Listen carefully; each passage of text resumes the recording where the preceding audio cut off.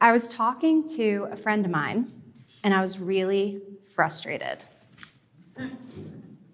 I told my friend, even if your goal was to be President of the United States, your plan for that goal would still just need to be a single page. Now, I'm not a political scientist, and I was not trying to convince my friend to run for president, but I was arguing to my friend that more people would be able to achieve their really big goals if they knew how to design a plan for that goal that was just a single page. Even if their goals were really big, like write a book or climb a mountain or start a YouTube channel, be president of the United States, even if their goals were really big, they would still just need to be a single page. And my friend looked at me kind of like you're looking at me now. Like, what do you mean just a single page? So let me explain. My name's Dr. Sarah Glova, and for years, I was a business reporter and podcast host, meaning I spent my days interviewing people about how they achieved their really big goals. I interviewed people who started companies, started movements, invented new technology. I interviewed a lot of firsts, so like the first woman or the first person of color to break a record or hit a certain level of leadership in their industry. And in all these interviews, even though all the people were really different, I started to notice a pattern. Even though all the people were really different, there were certain things that everybody seemed to be doing as they worked on their goal. There was a pattern to how they set, worked on, and achieved their really big goal. Now, I nerded out on this for a couple years. I looked to see if the research could verify what I was seeing in this pattern. And then I tested it with a number of folks, and I found that there was a way to execute this pattern for any goal, and it worked best if you kept it to just a single page.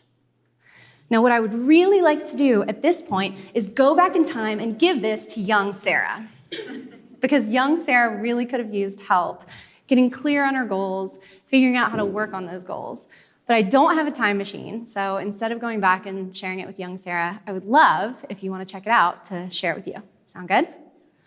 All right, so let's look at this plan for a goal. I mentioned it has to be a single page, and normally I would say go grab a sheet of paper, but if you're listening to this and you can't go grab a sheet of paper, that's fine. The plan is actually so simple, you can even just imagine a sheet of paper. So imagine a space about the size of a single sheet of paper. Now, the first thing we're going to do, since we're working on our goal, is on our single sheet of paper, we're going to write down our specific goal. Did y'all hear me say that word, specific? It's going to get so specific that you couldn't trade paper with anybody else. This is your page. So if your goal is to write a book, guess what? There's a lot of other people out there who want to write a book. But how can you get so specific as you describe this goal so that it's just yours? Nobody else could take your sheet of paper. Some of the things when I interview folks about big goals that they've achieved, some of the things that they get clear about really early on are things like, what is my goal and why do I want to achieve it? What does this goal mean to me? What are the strengths that I have that I can put into play for this goal? The unique strengths that are unique to me that'll work for this goal. When do I want to do this thing by? And what does working on it look like? Is this like a nights and weekends thing? Or are we doing it every day? So you want to get really specific until this goal is just yours. And it doesn't take up much space. Just the first third of your single sheet of paper, you're going to interview yourself around this goal. After this, we're going to work on our goal. That's the easy part, right? I noticed a lot of people getting stuck in this phase as I tested out this plan. And so something we do together is we talk about how to work on our goal and not around our goal. I have a story for this one that I think many of you are going to recognize. But I have to ask you a question at this point. I want you to imagine that you're working on this big goal and you get stuck. So you get to a place where you have a question or you need to get some inspiration from somebody to keep moving. I want to ask you who you would call. So do you have somebody in your life like a parent or a colleague or a family friend or somebody you used to go to school with or that guy who lives down the street who has worked on a similar thing to what you're working on? Do you have somebody you could call? I want you to think for a second about what we've written so far on your page, your specific goal, the priorities you're setting. If you had a question about something that was there, do you have somebody who would pick up the phone? So quick show of hands, how many of you thought of somebody? Okay, that right there that we just saw, that's the third piece of our single-page plan. It's community. It's the people who you would call if you got stuck. And based on the interviews that I've done, it's not if you get stuck, it's when you get stuck. Because when you're working on something really big, when you're here and you're trying to get there, when you want something that you haven't had before, you're gonna get stuck. And so it's really important for us to think about the people who can help and support us. Honestly, it's my favorite part of every interview that I do. It's when the people that I interview talk to me about the coaches or mentors who were there for them.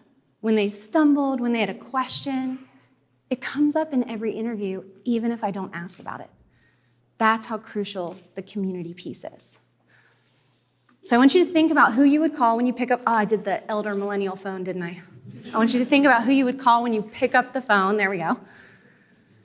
And what you're gonna do on your single page is you're gonna start writing down some names that come to mind so that you can bring your community to the forefront for yourself. You can remember who's supporting you.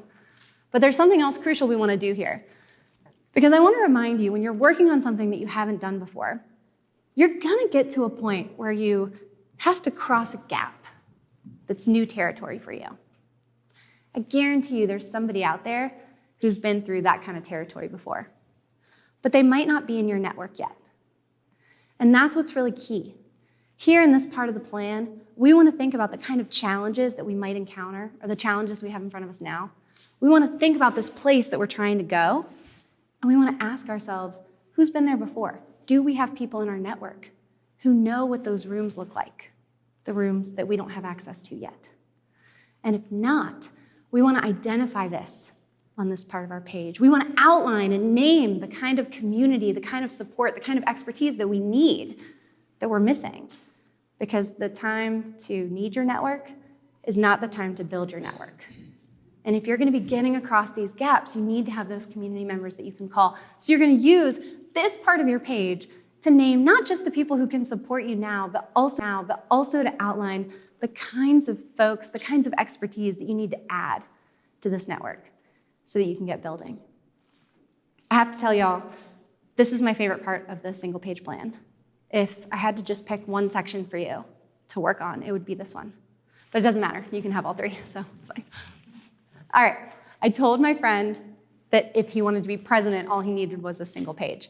And I've told you a little bit about the content, the research that I did, the pattern that I found that makes that really important. And there were three crucial things there: getting specific, setting those priorities, and then thinking about community. But it's not just those three things that I heard in the interview. Again and again, as I would interview folks, we would reflect on how just insanely busy the world is today, how fast we're all moving at 100,000 miles an hour, trying to keep up with it, and how when you're working on a goal, it is so helpful to have something in front of you that reminds you, despite all that noise, of what you're working on. That's part of the magic here. It's not just the content of the single page, but it's also the single page itself. In this really busy world, it is so important for you to be able to have something that's small enough to keep in front of you, to keep in your dorm room or in your office or in your back pocket, that reminds you what you're working on, that keeps you focused on this really important goal. It's also a very accessible tool. At any point, you can have a new idea for something, and all you need to do is just go grab a single page to get started, to have that bias toward action. I don't know if we ever needed more than a single page to plan our goals, but we definitely don't these days. It's also urgent. I really need y'all to try this because, selfishly, I want to live in a world where your goals exist. If you think about that thing that you want, whether it's your art, your science, your leadership, your voice, whatever it is that you want, I think the world will be a better place when you make that happen. I genuinely believe that our world will be a better place to live in if more people are able to reach their goals, are able to do those big things that I know that you have the potential to do.